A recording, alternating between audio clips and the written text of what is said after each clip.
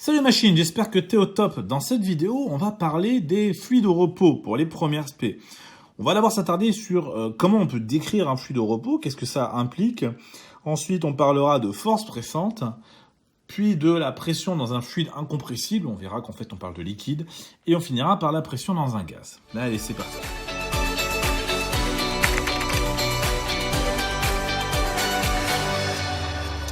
Un fluide au repos, qu'est-ce que c'est? Alors, un fluide au repos, c'est au final un fluide qui, à l'échelle macroscopique, si on le regarde avec nos yeux et uniquement nos yeux, n'a aucun mouvement.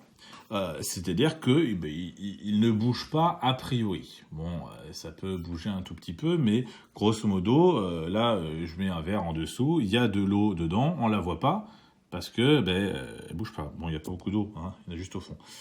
Je vais en mettre un petit peu plus pour se faire une idée. On verra la beauté de mes verres.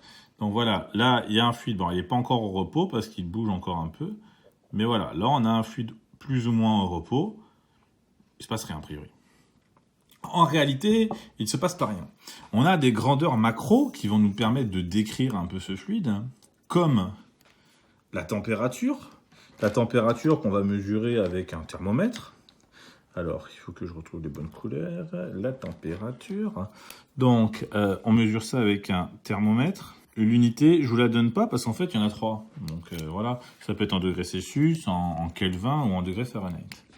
Le comportement micro, en fait, quand un fluide est au repos, qu'il est à une certaine température, ce qui se passe, c'est pas qu'il y a rien, c'est que la température dépend de l'agitation des particules. Je mets particules, même si on parle plutôt de molécules, les 3/4 du temps. Plus ces particules sont agitées, plus la température sera élevée. Pour la pression, ça se mesure avec un manomètre.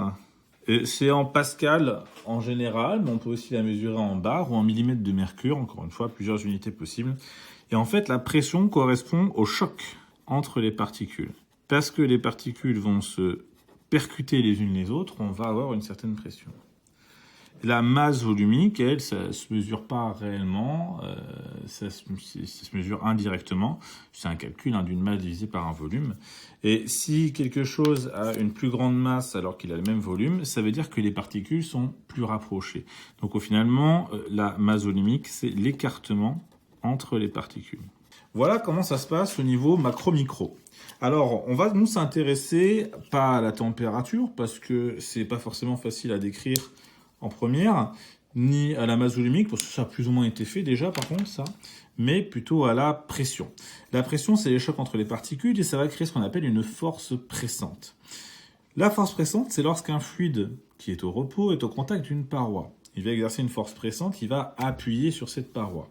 Et donc, du coup, cette force pressante-là va dépendre à la fois de la pression du fluide.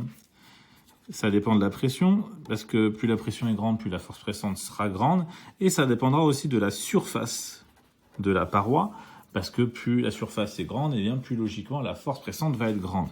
Donc comme les deux sont proportionnels, on va en déduire que la force pressante, c'est la pression fois la surface. Vous voulez diminuer la force pressante, diminuer soit la surface, soit la pression. On peut s'en servir. Alors, cette force pressante, a donc des caractéristiques de force, une direction et un sens. La direction, c'est toujours la même. Elle est perpendiculaire à la paroi. Le sens, lui, ça va toujours du fluide qui appuie vers la paroi. Donc, si je fais, par exemple, ici, qu'est-ce que je vais faire ? Je vais faire un hublot vu de profil, ou une petite fenêtre. Voilà. Ça, c'est ma fenêtre. Et puis là, on va avoir une paroi qui est un peu plus épaisse. Donc, c'est pas sur celle-là que ça va nous intéresser la pression, parce qu'on sait elle peut la supporter la pression. Ce qui nous intéresse, c'est le fluide qui est derrière, que je vais faire un peu plus clair. Voilà. Donc, si derrière, j'ai un fluide, un liquide, par exemple, donc là, ça peut être de l'eau, qui appuie sur la paroi, si je veux symboliser cette force pressante, je vais la faire partir. Alors, au milieu, ça sera plus simple. On va pas faire sur chaque petite surface de la paroi. On va la faire au milieu, perpendiculaire à la paroi, et du fluide vers la paroi. Voilà.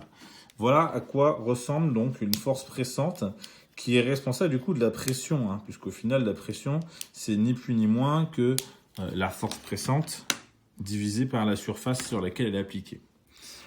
On va voir du coup, puisque là j'ai parlé de fluide, j'ai parlé de liquide assez naturellement, on va voir du coup le fluide incompressible. Alors le fluide incompressible c'est plus ou moins c'est un liquide, hein. Un liquide ce n'est pas compressible. Donc la pression dans un fluide incompressible, on remarque que dans l'eau la pression augmente avec la profondeur. Parce que ça vient du fait que plus on a une colonne d'eau qui est au-dessus de la tête, qui est grande, et eh bien plus cette colonne d'eau est lourde et s'appuie de plus en plus fort. Alors j'ai expliqué, donc la pression au final c'est le poids qui est appliqué sur 1 mètre carré. Comme ça nous évite d'avoir à calculer la surface et ça revient à calculer la force pressante pour une surface d'1 mètre carré, c'est le poids. Donc la pression c'est le poids sur 1 mètre carré. On a dit donc que si on a la profondeur B, eh bien la profondeur en B, le poids ça correspond à la masse fois G et donc du coup à moins la masse volumique fois la hauteur puisqu'on est sur une surface d'1 mètre carré fois G. Et puis pareil pour PA. J'ai orienté l'axe vers le haut, d'où le moins pour ZB. Eh bien, la loi fondamentale de la statique des fluides va nous permettre de relier PA et PB. Alors, elle va les relier assez facilement. On fait PB moins PA. On remarque que PB, eh bien, ZB, il est avec un moins devant, et là aussi moins ZA. Donc, les deux vont s'inverser mathématiquement. Et ça va nous donner donc moins, alors bien sûr on reste dans le même truc, hein. Pardon, ça va nous donner ρ fois G fois eh bien ZA moins ZB. Bon, pourquoi il y a l'inversion, hein, je vous l'ai dit, on a PB moins PA, mais on a un moins devant. Donc du coup le moins va passer derrière pour celui qui est en premier, et va passer devant pour celui qui est après le moins, puisque moins fois moins ça fait plus. Alors à quoi ça sert la loi fondamentale de la statique des fluides? Ça sert à pas mal de choses. Alors, ça sert déjà à lier la différence de pression entre deux profondeurs. La différence de pression entre deux profondeurs.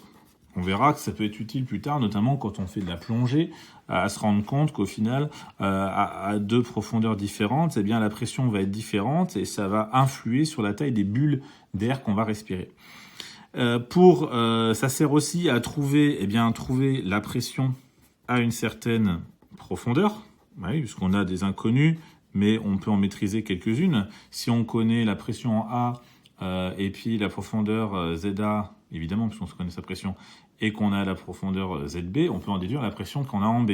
Et ça permet aussi de faire l'inverse, c'est-à-dire que si on connaît les différentes pressions, on peut en déduire la profondeur. Donc ça permet aussi de trouver la profondeur à une certaine pression. On a, grosso modo, puisque ρ est constant, on est toujours dans le même liquide, G aussi, on est à peu près au même endroit. Et donc du coup, il nous reste 4 paramètres dont on peut connaître 3 parmi les 4. Donc on pourra trouver le quatrième. Et on finit par la pression dans un gaz. Alors la pression dans un gaz, c'est assez simple en fait, parce que tout ce qu'il y a à savoir, c'est ce qu'on appelle la loi de Mariotte. La loi de Mariotte, qui est aussi appelée loi de Boyle, hein. Alors ça dépend. Nous on parle de Mariotte parce qu'on est en France, puisque c'était donc un Français, Mariotte, et les Anglais diront plutôt Boyle. Donc en général, on utilise souvent loi de Boyle et Mariotte. Bon, visiblement, on nous a parlé de ça n'est que de Mariotte. C'est la même chose. Ils l'ont trouvé tous les deux en même temps, sans forcément s'être concertés. C'est un peu comme Snell-Descartes pour la réfraction. À température constante et quantité de matière constante, donc si on a un milieu qui est fermé sans changement de température, le produit de la pression par le volume est constant. Ce qui veut donc dire que la pression fois le volume est égal à une constante. À quoi ça nous sert? Eh bien, à pas mal de choses. Ça veut dire que si le volume augmente et qu'on est sur un milieu fermé, eh bien, logiquement, la pression va diminuer. Et si la pression augmente, par exemple, le volume va diminuer. C'est ce qui fait qu'un ballon qui est avec un volume fermé, s'il reste à une température constante, plus il monte haut, moins il aura de pression, et donc plus il prendra un volume grand. Et l'inverse, si on prend un ballon et qu'on le plonge dans l'eau, plus il va aller au profond, donc plus il y aura de la pression autour, et donc plus son volume va réduire. Donc voilà, c'est fini pour cette vidéo sur la description des fluides au repos.